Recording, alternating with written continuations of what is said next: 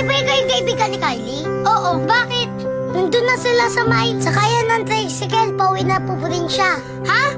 Talaga? Salamat ha! Sige, una na ako! Madapa ka ha? Nagmamadali? Kuya, bayad po. Tara na, Beshi. Beshi, salamat sa paghatid sa akin ha. Walang anuman, Beshi.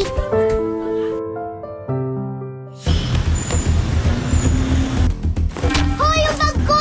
Kylie! Ano nangyari? Hinablot ang bag ni Kylie. Wait lang, kukunin ko! Huwag na, Iskoy, baka mapahamak ka pa. Di pwede sa akin yun! Tara, huli natin! Ah! Ikaw, pakalamero ka talaga eh, no? Iskoy!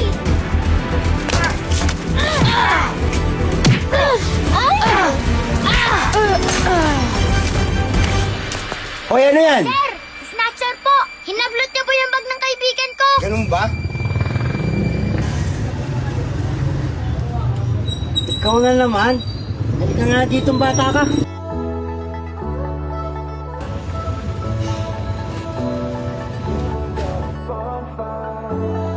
Kaylee, yung bag mo. Ano ba itong nadarama? Oh shucks, ito ba'y pag-ibig na?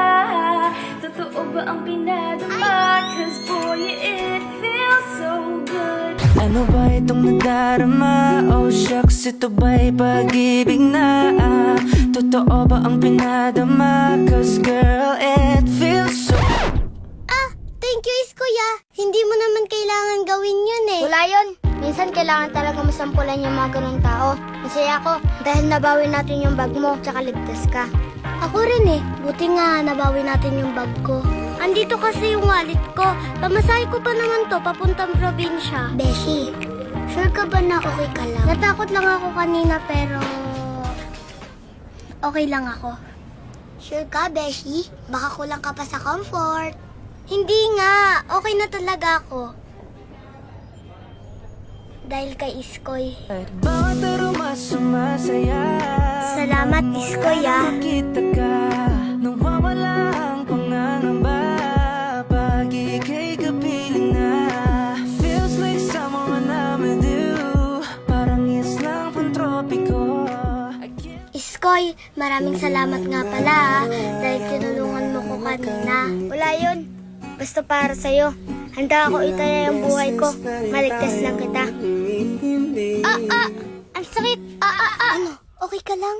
I love you. May pagkasalamat. Ikaw talaga, nakakainis ka. Bakit?